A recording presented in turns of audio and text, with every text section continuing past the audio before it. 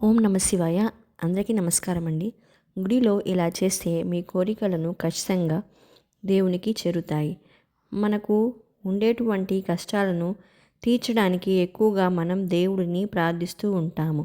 మన కష్టాల నుండి త్వరగా విముక్తి చెందడం కోసం, ప్రశాంతమైన మనసు కోసం భగవంతుని ఆశ్రయిస్తూ ఉంటాము. అయితే దేవుడు మన కోరికను విని మన బాధలను తగ్గించాలంటే మనం ఆలయంలోకి వెళ్ళేటప్పుడు కొన్ని నియమాలను తప్పక పాటించాలి. దేవాలయంలో ఆ నియమాలు పాటిస్తే మీరు కోరుకున్న కోరికలు నేరుగా ఆ దేవుని వద్దకు చేరుతాయి. త్వరగా మీ కష్టాలు అన్నీ తొలగిపోయి సుఖ సంతోషాలతో జీవిస్తారు. ఏ దేవాలయానికి వెళ్ళినా మొదట ధ్వజస్తంభాన్ని దర్శించాలి. దేవాలయానికి వెళ్ళి ప్రదక్షిణలు చేసేటప్పుడు ధ్వజస్తంభంతో కలిసి ప్రదక్షిణలు చేయాలి. అప్పుడే ప్రదక్షిణలు పూర్తయినట్టు. దేవాలయంలోకి ప్రవేశించగానే ముందుగా ధ్వజస్తంభానికి సాష్టాంగ నమస్కారం చేయాలి. ఎందుకంటే ధ్వజస్తంభం స్వామి రూపమే.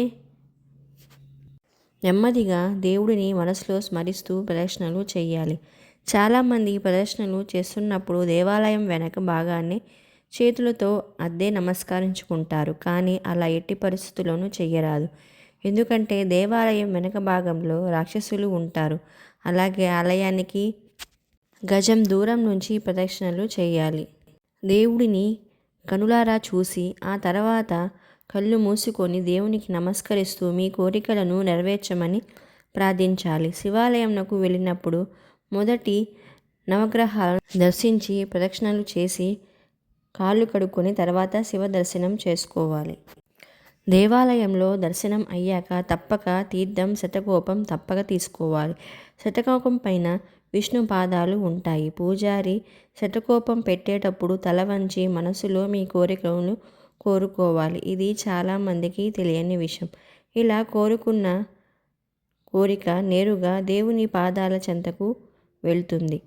తీర్థము తీసుకున్నప్పుడు 3 సార్లు విడివిడిగా పుచ్చుకొనవలెను. వెంటనే 3 సార్లు తీసుకోకూడదు. తీర్థం తీసుకోవడం వల్ల చెయ్యి ఎంగిలి అవుతుంది. తలపై రాసుకోకూడదు. తీర్థం తీసుకున్న చేతిని నీటితో శుభ్రం చేసుకోవాలి. మనం ప్రదక్షిణలు చేసే సమయంలో తప్ప మిగతా సమయాలలో దేవాలయంలో ఉండేటువంటి ధ్వజస్తంభం నీడను మన మీద పడకుండా చూసుకోవాలి. విష్ణు స్వరూపమైన అరటి చెట్లను దేవాలయంలో నాటితే సర్వ దేవతల ఆశీర్వాదం లభిస్తుంది.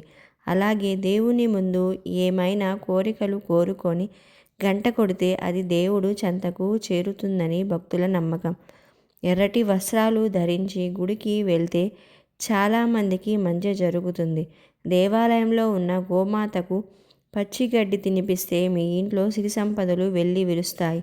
ఏదైనా అమ్మవారి దేవాలయానికి వెళ్ళినప్పుడు ఖచ్చితంగా కొబ్బరికాయను కొట్టే రావాలి. శివాలయంలో నందీశ్వరుని ప్రార్థించిన తర్వాతే స్వామివారిని దర్శించడానికి వెళ్ళాలి. నందీశ్వరుని అనుమతి లేనిదే శివపూజ చేయకూడదు. అలా చేస్తే ఫలితం ఉండదని చెబుతారు.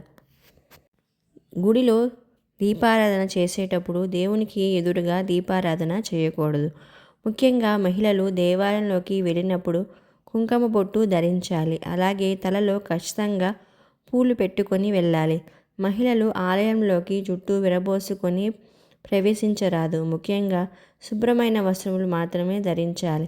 ఆలయంలోకి వెళ్ళేటప్పుడు ఒట్టి చెల్లుతో అసలు వెళ్ళరాదు. మనకు తోచినంతలో పండ్లు లేదా పూలు ఏదో ఒకటి తీసుకువెళ్ళి దేవునికి సమర్పించడం మంచి సంప్రదాయం. అరటిపండును దేవునికి నైవేద్యంగా సమర్పించడం వల్ల పుల బాధ తొలగిపోయి డబ్బు మీ చేతికి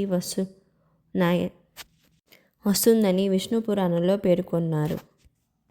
దేవుడి గుడికి శంఖం దానం చేయడం వల్ల సిరి సంపదలను దేవుడు అందిస్తాడని విశ్వాసం. అలాగే విష్ణు లోక ప్రాప్తి కలుగుతుంది. ఆలయంలో అన్నదానం చేయడం వల్ల రాబోయే మీ 10 తరాల వారికి మంచి జరుగుతుంది. సంతానం లేని వారు రావి చెట్టు చుట్టూ ప్రదక్షిణ చేసిన ఎడల సంతాన ప్రాప్తి కలుగుతుందని విశ్వాసం. గుడికి వెళ్ళినప్పుడు ఖచ్చితంగా తలస్నానం చేసి వెళ్ళాలి. అలా వెళితే శరీరం మొత్తం శుద్ధిగా ఉంచుకొని దర్శనం చేసినట్లు అవుతుంది. ఆలయంలోనికి తలపాగా ధరించి వెళ్ళరాదు. దేవుడి ఎదురుగా దీపారాధన చేయకూడదు. గురు పూజారికి కానుకలు ఇవ్వాలి అన్న నియమం ఏమీ లేదు. కానీ నీ దైవ సేవకునికి నీకు తోచినంత మనస్ఫూర్తిగా ధర్మం చేయటంలో తప్పు ఏమీ లేదు. ఆలయాలలో ఇతరులకు నమస్కరించడం చేయరాదు. ముఖ్యంగా ఆలయంలోకి ప్రవేశించిన తర్వాత మనం అబద్ధాలు చెప్పకూడదు. ఎందుకంటే దేవాలయంలోకి వచ్చినప్పుడు స్వచ్ఛమైన మనసుతోనే దేవుడిని స్మరించాలి. శివుడి ఆలయాలను దర్శించినప్పుడు సాధారణంగా ప్రదక్షిణలు చేయకూడదు. శివాలయంలో కేవలం చండీశ్వర ప్రదక్షిణ మాత్రమే చెయ్యాలి. దేవాలయానికి వెళ్ళినప్పుడు విగ్రహానికి ఎదురుగా నిలబడి నమస్కారం, స్తోత్రములు చదవకూడదు. పక్కగా నిలబడి చేతులు జోడించి నమస్కరించి వేడుకోవాలి. దేవుడికి వీవి భాగం మనం కూర్చొని చూపించకూడదు. ఇక శివాలయానికి వెళ్ళిన వారు శివుడికి నందికి మధ్యలో నడవరాదు. ఏ దేవాలయంలోనైనా తప్పకుండా 3 ప్రదక్షిణాలు చేయాలి. ఆంజనేయస్వామి దేవాలయంలో అయితే కనీసం 9 ప్రదక్షిణాలు చేయాలి. ఇలా చేయడం ద్వారా దీర్ఘకాలిక అనారోగ్య సమస్యలు ఉంటే తొలగిపోతాయి. శివాలయంలో లింగం చుట్టూ ప్రదక్షిణ చేయకూడదు. శివాలయంలో కేవలం చండీశ్వర ప్రదక్షిణ మాత్రమే చెయ్యాలి. చండీశ్వర ప్రదక్షిణ చేస్తే అది 10,000 ప్రదక్షిణతో సమానం అవుతుంది.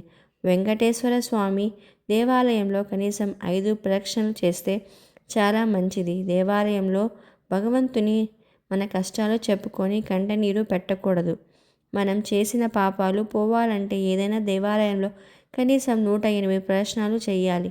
ప్రదక్షిణ చేసేటప్పుడు ఓంకారం జపిస్తూ ప్రదక్షిణ చేస్తే కోరుకున్న కోరికలు నెరవేరుతాయి అని ఆధ్యాత్మిక పండితులు చెబుతున్నారు. ఎన్ని ప్రదక్షిణలు చేసినా ఒక విషయం గుర్తుంచుకోవాలి. మన మనసు అంతా లోపల ఉన్న భగవంతుని మీద మాత్రమే తప్ప ఇతర విషయాలపై ఉండకూడదు. ఇక వినాయకుని గుడికి వెళ్ళినప్పుడు గరిక మాల తీసుకువెళ్ళాలి. గరికమాలను ప్రతి శుక్రవారం వినాయకునికి సమర్పిస్తే కోరిన కోరికలు తీరటమే కాకుండా మీలో చాలా ప్రశాంతంగా ఉంటుంది. అదే శివాలయానికి వెళ్ళినప్పుడు బిల్వపత్రాలను తీసుకువెళ్తే ఏమైనా బాధలు ఉంటే అవి వెంటనే తొలగిపోయి మనసు ప్రశాంతంగా ఉంటుంది. విష్ణుమూర్తి ఆలయానికి వెళ్ళినప్పుడు తులసి మాలతో వెళ్ళాలి. గుడికి వెళ్ళే ప్రతి భక్తుడు గుడిలో ఉన్నంతసేపు తన మనసులో దేవుడిని ప్రార్థిస్తూ ఉండాలి. మనం ఆలయంలోకి ప్రవేశించిన తర్వాత వస్త్రంతో కానీ ఏదైనా టవల్తో కానీ మన శరీరాన్ని కప్పుకోవాలి. ఎవరైతే రావి చెట్టు కింద దీపం వెలిగించి రావి చెట్టు చుట్టూ ప్రదక్షిణ చేస్తారో వారికి సకల దేవతలు ఆశీర్వాదాలు ఎల్లవేళలా ఉంటాయి. అలాగే శనివారం రోజు రావి చెట్టుకు 11 ప్రదక్షిణాలు చేస్తే మీకు ఆర్థిక ఇబ్బందులు తొలగిపోతాయి. గంజి బట్టలు వేసుకొని దేవాలయంలోకి ప్రవేశించి దేవుణ్ణి దర్శించకూడదు. గుడి బయట యాచించే వారు ఉన్నట్లయితే వారికి ఏదో విధంగా సహాయం చేయాలి.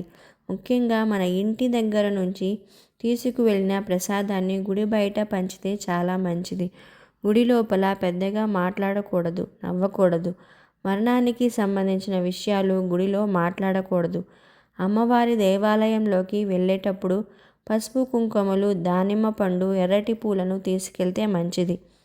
అమ్మవారి ఆలయంలో దీపారాధన చేసి తెల్ల కలువ పూలతో దీపాన్ని అలంకరించి పూజ చేస్తే తెలివితేటలు, మేధస్సు పెరిగి సాత్విక మార్గంలో సంపాదన పెరుగుతుంది. భారీగా అలంకరణలు చేసుకొని దేవాలయంలోకి వెళ్ళకూడదు.